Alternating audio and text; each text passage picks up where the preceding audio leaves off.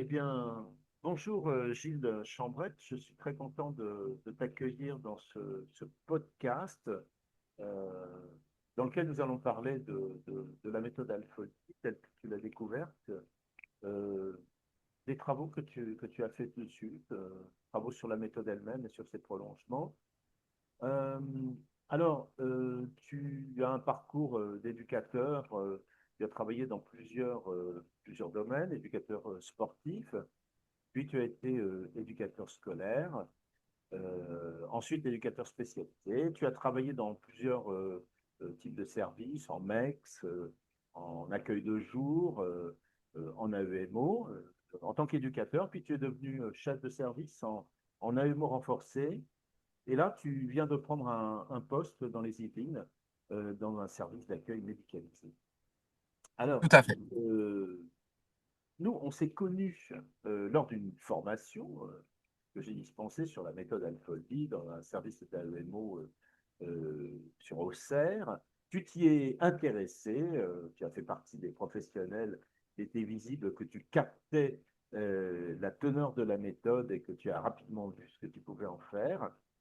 Et on s'est revus de temps à autre pour parler de tes expérimentations sur la méthode.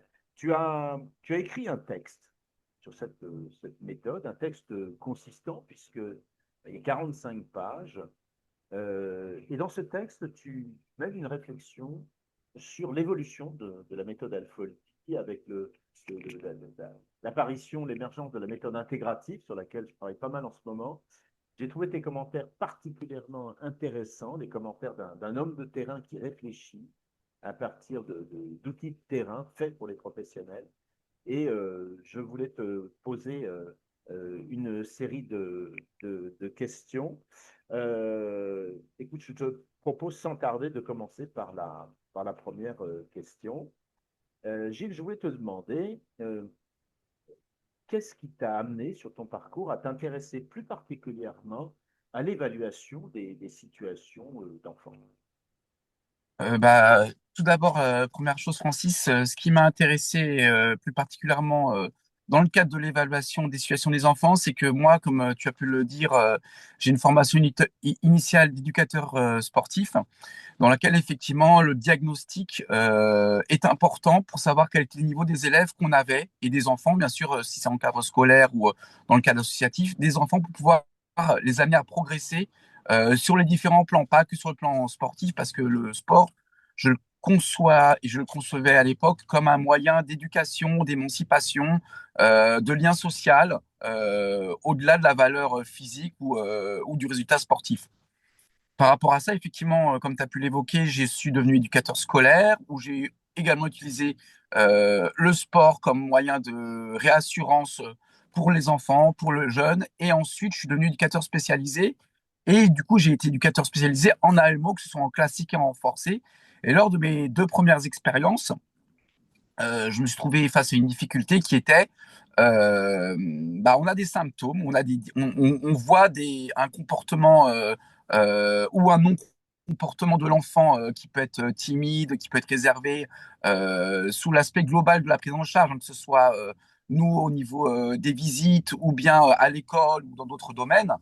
Et vis-à-vis de cette difficulté, je n'avais pas eu de formation ni d'accompagnement professionnel pour pouvoir voir qu'est-ce qu'il y avait derrière. Tout comme un médecin, par exemple, quand il voit qu'il y a des symptômes de montée de température, voilà, des rougeurs, n'importe quoi, c'est qu'est-ce qu'il y a derrière? Est-ce que c'est une fièvre? Est-ce que c'est un Covid?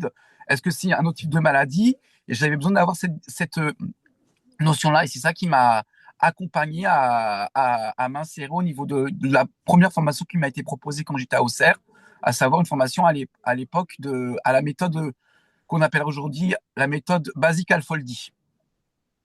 Ok, je comprends mieux ton ancrage initial parce que tu me parles de la démarche diagnostique. Effectivement, dans ta formation dès le départ, tu as été formé au diagnostic et je retrouve là ce que vont avancer par exemple les infirmières, les puéricultrices, les médecins de PMI qui viennent vers la méthode Alpholti. Ils vont trouver d'emblée une certaine familiarité dans la démarche diagnostique. Alors, tu as tout d'abord travaillé, m'avait dit, avec la méthode du Créail-Ronat, qui est une méthode qui est basée sur un référentiel qui tourne depuis quelques années. Alors, comment ça s'est passé, ce contact avec le référentiel, l'utilisation que tu as pu en avoir? Alors, ce contact avec le référentiel Créail, je l'ai eu en 2023, quand j'ai passé la formation CAF Ruisse, où j'ai été stagiaire sur mon long stage de 4 mois avec le territoire d'action médico-sociale sur la Nièvre. Donc, sur un des pôles qui était à Nevers, pour le conseil départemental, où effectivement, j'ai eu contact avec cette méthode-là après avoir été formé à la méthode Alfoldi. Donc, du coup, j'ai pris connaissance en tant que chef de service des différents outils qui étaient proposés dans la méthode du CREAI. Et effectivement, je trouvais que c'était intéressant de pouvoir associer les deux méthodes, sachant que je pense également que euh, moi, j'ai été formé à partir du 5e livre que tu as écrit, donc la 5e version de la méthode Alfoldi. Et bien sûr, tes ouvrages ont pu parcourir le temps depuis le premier, si je ne me trompe pas, en 1999. Et on remarque une certaine évolution au niveau des outils, au fur et à mesure, les trois niveaux de critères qui sont apparus, puis également l'émergence, l'étoffement, la reformulation des 7 plus 1 domaines au niveau de l'évaluation du danger. On voit aussi l'évolution des lois, celle de 2007, de 2016, où on passe de la maltraitance, la notion de danger, de risque de danger, et également le paradigme de la protection de l'enfance qui est devenu la protection de l'enfant. Et par rapport à ça, les deux référentiels ont été intéressants pour moi parce qu'ils m'ont permis de pouvoir associer. C'est comme j'en viens à ma formation initiale de sportif. Hein, c'est comme quand on voit un match de foot. Pour savoir s'il y a pénalty ou pas, c'est bien d'avoir les différentes caméras pour voir s'il y a faute ou s'il n'y a pas faute. Et en ce sens, ça a été pour moi un enrichissement personnel de voir les deux référentiels. Et je pense également, comme ta méthode au niveau de l'évaluation est pionnière, elle se base aussi sur les apports des travaux canadiens, notamment le livre de Madame Vézina par rapport aux critères d'évaluation au Canada, avec les différentes formes de maltraitance, de négligence. C'est important pour chaque professionnel d'avoir en conscience que la notion de maltraitance et de négligence, elle est hyper polysémique et du coup, c'est compliqué de se mettre d'accord et d'équerre chacun au niveau des définitions, juste même au niveau d'une équipe pluridisciplinaire. Donc, c'est important qu'on accorde tous nos violons parce que il s'agit de protection de l'enfant, il s'agit de pouvoir faire des écrits professionnels qui soient adaptés à une lecture facilitante et à une aide à la prise de décision du magistrat qui est positionné à la lecture de ce texte, en prenant compte bien sûr de cette particularité que dans les métiers de la protection de l'enfance, dans les métiers de la magistrature, il y a quand même énormément de cas et il faut être direct et concis. Et en ce sens, c'était important pour moi d'avoir cet ajustement entre les deux méthodes dans mon propre référentiel. Et alors, je retrouve bien ton propos, cette idée, le, le référentiel et la méthode sont vraiment compatibles et ils sont non seulement compatibles mais nécessaires. Et ce propos revient au fil des ans chez plusieurs acteurs, des acteurs de terrain. Ils vont me dire, mais moi j'utilise ta méthode et puis j'ai à côté le référentiel, alors que pas forcément le référentiel du CREAI, ça peut être des référentiels plus anciens d'origine anglo-saxonne, mais des professionnels qui travaillent avec les deux. Effectivement, j'ai développé cette idée-là, on en parlera plus tard dans la méthode intégrative, la complémentarité, non pas l'antagonisme, entre vraiment le référentiel, l'outil couvre largement l'équipe, un outil ample, gros outil, et la méthode qui va être un outil plus concis, plus compact, plus, plus analytique. Euh, Merci pour ce commentaire. Euh, alors, enfin, ce référentiel qui a Ronald, ce référentiel qui a été je vais dire utilisé, connu, développé en France pendant pas mal d'années. Et puis, euh, le législateur a instauré des nouvelles règles pour l'évaluation de protection de l'enfance et notamment la règle selon laquelle les professionnels de la protection de l'enfance doivent évaluer en fonction d'un référentiel national. Et donc, ce référentiel national qui a été promulgué, la réalisation a été confiée, nous le savons bien, à la haute autorité de la santé, l'HAS, qui l'a réalisé. Donc, ce référentiel aujourd'hui devient plus ou moins connu, plus ou moins utilisé. Tu as assisté à l'émergence de ce référentiel et j'aimerais beaucoup savoir ce que tu en penses aujourd'hui.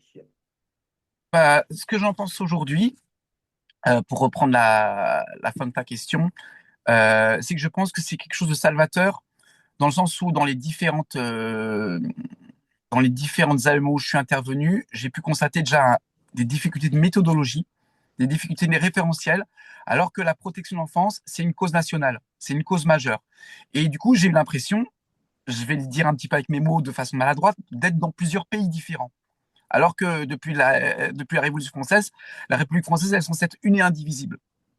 Et je trouve que ce référentiel, il a le mérite de clarifier les choses au niveau de cette légitimité que nous avons à intervenir en tant que professionnels dans la protection de l'enfant, à savoir d'avoir un cadre qui clarifie les choses, qui clarifie. Il est clair au niveau juridique par rapport aux infractions qui sont causées et le flou sémantique au niveau des définitions que j'ai pu évoquer avant, ce référentiel-là, il permet de tenir compte des évolutions parce qu'il intègre, lorsque je relis le point numéro 2 de la note de précadrage sur le référentiel national en protection de l'enfance, qui a été établi lors de la commission d'évaluation et l'amélioration de la qualité des ESMS lors de la commission du 18 juin 2019.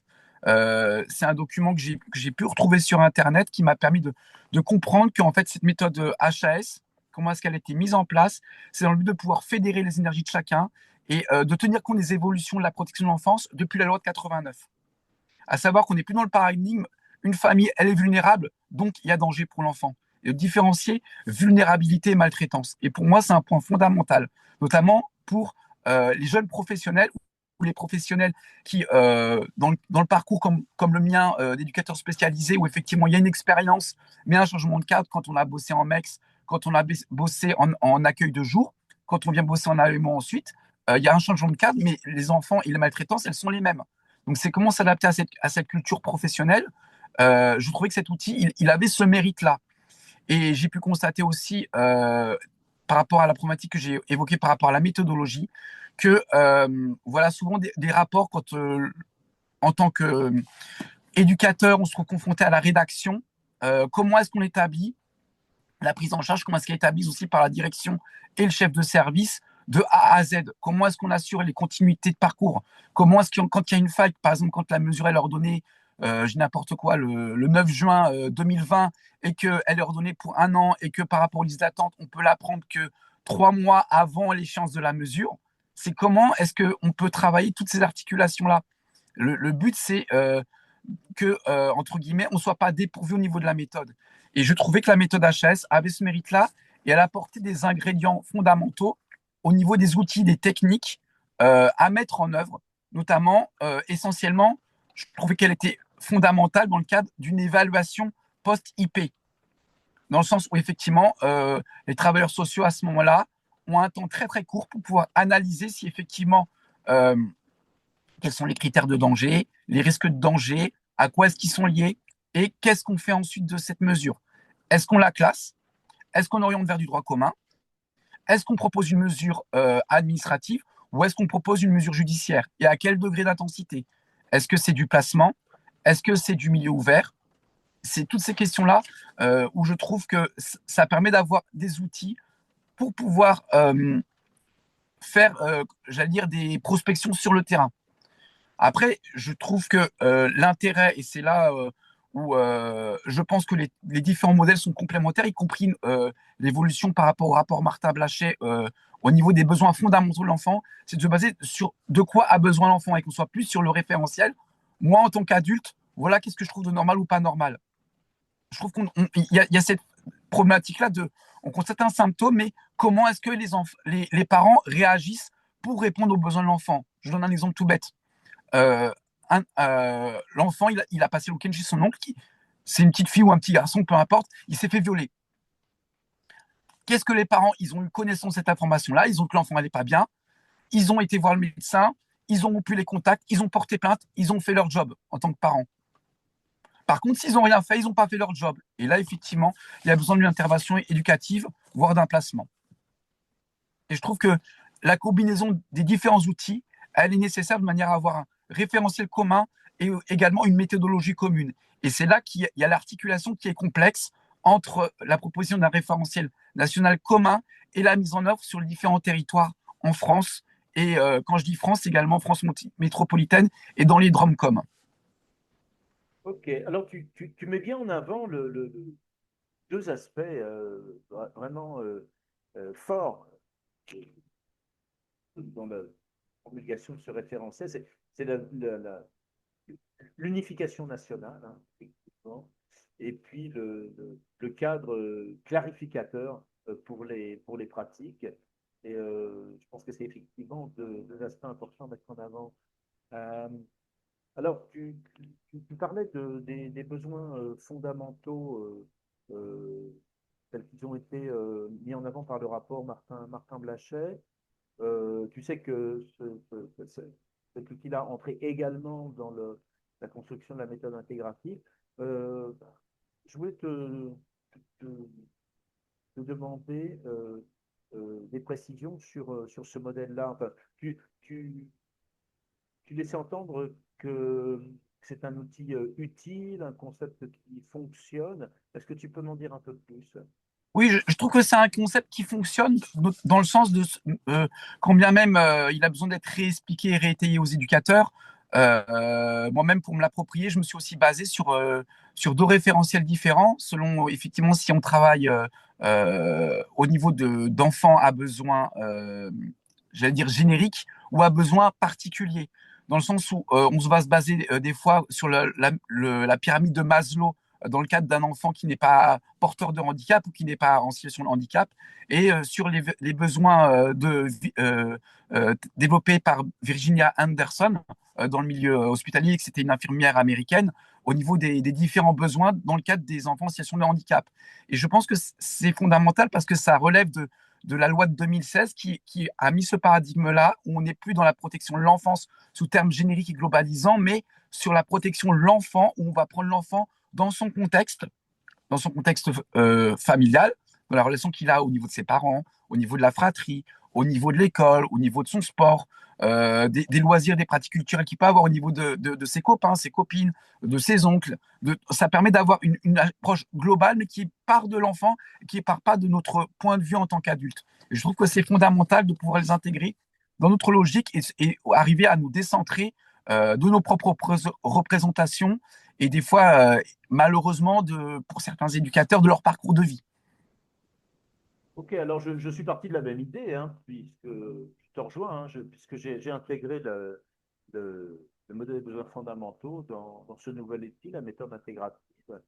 Donc, c'est l'objet de ma question suivante. Donc, la méthode intégrative, je rappelle pour nos auditeurs, hein, c'est une méthode qui va associer les domaines, les 5 domaines fondamentaux du référentiel HAS, qui associe également le modèle des besoins fondamentaux du rapport Martin Blachet et qui vient associer les outils clés de la méthode Alpha-T dans la partie plus analytique. Et donc, ça donne lieu à la création d'un nouveau dispositif que j'ai appelé la méthode intégrative, sur lequel tu as travaillé, tu as réfléchi. Et je voulais te demander quel était ton point de vue sur cette méthode intégrative. Quel est ton regard, quel regard tu portes dessus aujourd'hui? Bah, le regard que j'en porte, c'est que dans l'utilisation qui était faite euh, de la méthode Alfoldi sur un service que j'avais, c'est que comme tout outil, il a de l'âme. Il peut être tranchant dans les deux sens. C'est-à-dire que mal utilisé, l'outil peut être dangereux. Dans le sens où, voilà, des fois, pour apporter plus de précision, j'avais des collègues qui, hélas, euh, je disais assez trivialement, c'est un roman à la Zola. C'est-à-dire que c'est des rapports qui font 30 pages, 35 pages, où effectivement il y a beaucoup d'éléments, mais où les éléments, trop d'éléments, comme je le dis souvent, le mieux l'ennemi du bien. Ça veut dire que trop d'éléments, quand ils sont mal narrés, quand ils sont pas basés sur des critères précis, et quand c'est désordonné, ça donne pas envie au lecteur de pouvoir lire le rapport de A à Z. Le lecteur, y compris le magistrat, va s'y noyer, et du coup, la prise de décision, elle va être biaisée. Et je trouvais que c'était important d'avoir une trame de rapport qui prenne en compte les différents référentiels, que ce soit aussi qui prennent aussi en compte, j'allais oublier de le préciser, tous les travaux qui ont été menés par l'ONP, notamment un rapport qui avait été mis en œuvre en 2016, qui moi aussi me sert de référentiel pour arriver à mieux cerner la polysémie des notions, comme je disais, comme la maltraitance, la négligence, la vulnérabilité, qui, pour reprendre le sens de ma terminologie, c'est important d'avoir une trame qui soit précise, concise, qui soit formatrice et pas formatante. Et je trouvais que euh, c'était c'était important d'avoir une refonte de la méthode Alfoldi qui permettait d'intégrer ces différents paramètres et qui puisse les rendre plus extensibles, plus appropriables au niveau des éducateurs. Moi, c'est un modèle que j'ai mis en place au niveau de ma dernière expérience en tant que chef de service en AEMO renforcé avec hébergement. Et ça m'a permis d'être plus clair dans les attentes que j'avais au niveau du repérage des éléments de danger, de risque de danger au niveau de mes éducateurs. Et c'est une formation apprenante que j'ai pu mener sur le long terme avec eux, de manière à leur permettre de monter en compétences, mais surtout et également de pouvoir, comment dire, être plus efficient sur le terrain, perdre moins d'énergie et être plus efficace dans la méthodologie à partir du moment de la prise en charge.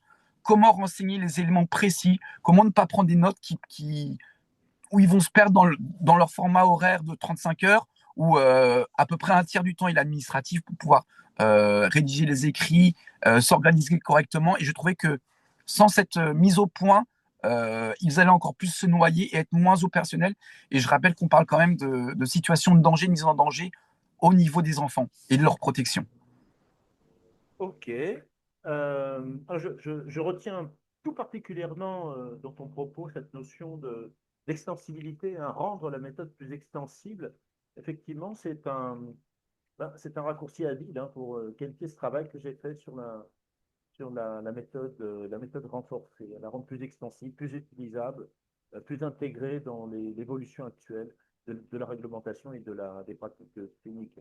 Et ben, je confirme, Gilles, effectivement, que ben, comme tous les outils, hein, mal utilisés, la méthode Alpha-Loopi, on peut faire des dégâts avec, comme avec tout outil, hein. Comme je le dis souvent, une pioche, c'est un outil merveilleux, mais bon, on peut s'en servir pour massacrer les gens.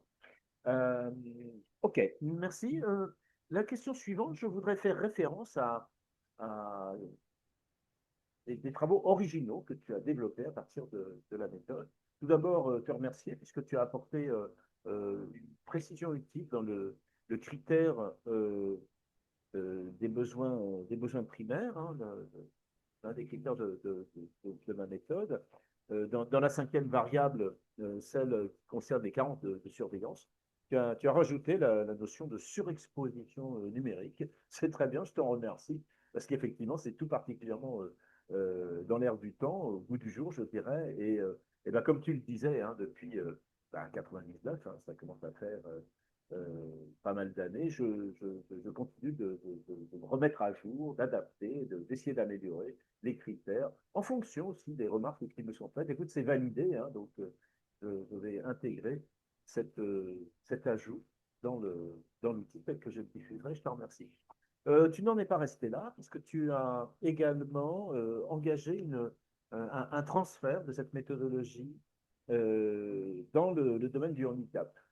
Faisant cela, tu as tout à fait appliqué le principe de Jean-Marie Barbier, qui est mon auteur de référence, hein, qui m'a servi de point de départ quand j'ai construit la méthode sur la protection de l'enfant. J'ai pris au mot le propos introducteur de son livre Évaluation en formation, quand il annonce ce que je dis pour l'évaluation dans le domaine de la formation est applicable à d'autres domaines. C'est ce que j'ai fait pour la protection de l'enfant. C'est ce que tu es en train de faire pour le handicap. Ça fonctionne.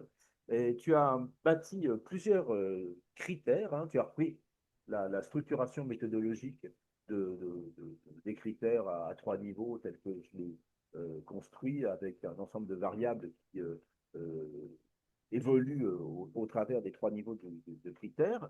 Alors, un critère de vulnérabilité de l'enfant, deux critères de vulnérabilité de l'enfant, sa vulnérabilité potentielle, sa vulnérabilité concrète, un critère de vulnérabilité parentale, un critère de vulnérabilité des réponses institutionnelles.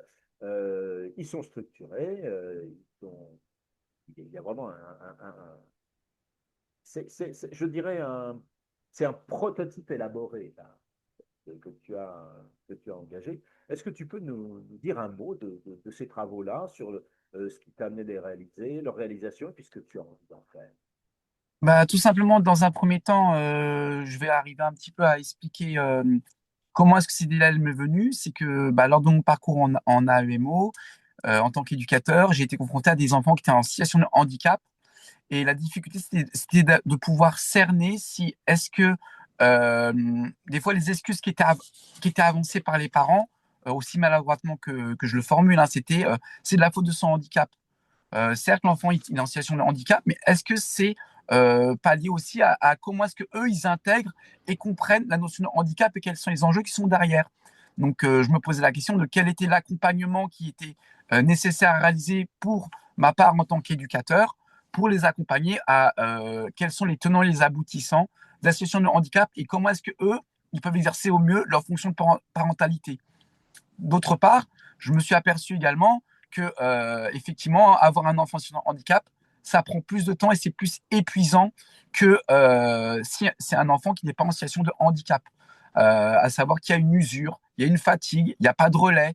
Des fois, les familles n'arrivent pas à trouver de relais au niveau institutionnel ou même au niveau de leur propre famille. Du coup, c'est un paramètre qui a à prendre en compte dans l'évaluation des critères de danger. Et c'est ce qui m'a poussé à créer ce référentiel-là ou à commencer à l'élaborer. Après, comme tu as pu l'évoquer, il y a quatre types de dans cette construction-là, c'est comment est-ce qu'un critère de vulnérabilité, et c'est ce que j'ai pu avancer lors de notre discussion qu'on a construite aujourd'hui, c'est qu'il faut différencier vulnérabilité et une potentialité de mise en danger. Ça veut dire des parents peuvent être vulnérables, ils peuvent être fatigués, ils peuvent être épuisés, mais ils se comportent de la façon la plus adéquate vis-à-vis de la situation de leur enfant liée au handicap. Il faut arriver aussi à différencier. On peut même avoir au niveau institutionnel des enfants qui sont en situation de handicap dans une institution comme une MEX, où effectivement ce paramètre-là n'est pas pris en compte. Et des fois, on peut avoir des institutions et des familles qui se renvoient la balle. Ah bah c'est votre faute, ah bah non, c'est de votre faute à vous. Donc je pense que c'est important d'avoir un critère qui puisse, entre guillemets, euh, je ne vais pas dire siffler la fin de la récréation, mais de se recentrer par rapport à l'enfant. Parce que souvent dans la relation que j'ai pu avoir en tant que chef de service avec mes équipes, c'est que oui, à un moment donné, ce parent-là, vous ne pouvez plus le supporter. Cet enfant-là, par rapport à son handicap, vous avez des difficultés à le supporter. Mais là, on va parler que c'est un enfant et on va recentrer le débat par rapport à quel est le parcours de l'enfant et qu'est-ce qu'on met en place pour lui. Quand bien même la situation vous horripile, parce que bien sûr, on a tous nos affects, mais à ce moment-là, il y a des outils comme les GAP, les groupes d'analyse des pratiques qui sont nécessaires à ça. On a aussi nos réunions pour pouvoir en discuter et transformer ces émotions en cognition et en moyen d'agir. C'est pour ça que je trouvais que mettre en place cet outil-là était euh, une démarche qui, je l'espère, pourra permettre de générer une meilleure prise en charge au niveau de ces situations particulières. Et c'est pour ça que l'outil, je pense qu'il ne me satisfait pas encore parce que je trouve qu'il est rédigé d'une façon encore trop, j'allais dire, technique ou techniciste. Et j'aimerais qu'il puisse être accessible euh, à une plus grande partie de professionnels et que ce ne soit pas juste un outil qui parle entre guillemets aux responsables de service. Ok, alors j'aime tout particulièrement dans ce que tu me dis là, la façon dont tu conçois le concept de vulnérabilité, parce que tu le relis au concept de centration sur l'enfant, qui est, tu le sais, hein, un peu mon cheval de bataille depuis quelques années, enfin depuis que j'ai compris que c'était, selon mon point de vue, le concept clé de la protection de l'enfant, la centration sur l'enfant, qui malheureusement est souvent un concept malmené avec des professionnels, des équipes, des directions qui, sans s'en rendre compte, se mettent à se préoccuper des sujets qui sont autour de l'enfant, que j'appelle des attracteurs périphériques, au détriment de l'enfant. Et ce qui va nous aider à recentrer l'intervention et la pensée sur l'enfant, c'est notamment ne pas se tromper de concept. Et cette notion de vulnérabilité de l'enfant me paraît efficace à ce niveau-là. C'est tout à fait à développer. Alors, effectivement, j'ai parlé de prototype tout à l'heure. L'édifice que tu es en train de bâtir n'est pas, on ne peut pas encore parler d'un outil aujourd'hui. On peut parler d'un prototype. Effectivement, il faut l'affiner. Euh, je suis d'accord avec toi, il a actuellement un aspect trop technique pour être communiqué, diffusé parmi les professionnels. Ils n'ont pas le temps, ils ne peuvent pas. Et ça, c'est effectivement la suite des travaux à faire, mais il me semble que ça vaut tout à fait le coup, hein, et qu'il y a là potentiellement une, une version adaptée de la méthodologie que j'utilise, que je n'ai pas inventée, hein, je l'ai trouvée chez d'autres, et je l'ai transférée à la protection d'enfants. Je peux tout à fait la transférer sur le handicap. On parlait d'un article quand tu as écrit ton texte, il a fini par prendre une ampleur où je t'ai dit, mais non, c'est plus un article, ça peut être un livre, mais il faut le développer, il faut le simplifier. En tout cas, Gilles, je forme le vœu que tu puisses poursuivre ce travail-là, parce que c'est bien engagé, c'est très rigoureux, et comme tu le disais, c'est nécessaire. Maintenant, le problème que tu vas rencontrer, c'est celui auquel je suis confronté depuis plus de 25 ans, c'est de simplifier un objet de travail complexe, mais le simplifier sans aller franchir la frontière du simplisme, où il devient tellement simple qu'on ne peut rien en faire. Hein. L'objet est complexe, donc on aura une méthode complexe, il faut qu'elle soit complexe, pas compliquée et pas simpliste. Donc écoute, je te souhaite beaucoup de courage, beaucoup de chance sur ce travail-là. J'aurai plaisir à continuer à en parler avec toi. Je pense que nous arrivons à la fin de ce podcast. Je te remercie beaucoup de plusieurs choses, de ton contact, de ton l'intérêt que tu as pris pour ces travaux méthodologiques et puis de ton engagement dans une création personnelle. C'est pas tout le monde qui fait ça et je t'encourage à continuer. Je te remercie beaucoup, Gilles. Merci à toi, Francis.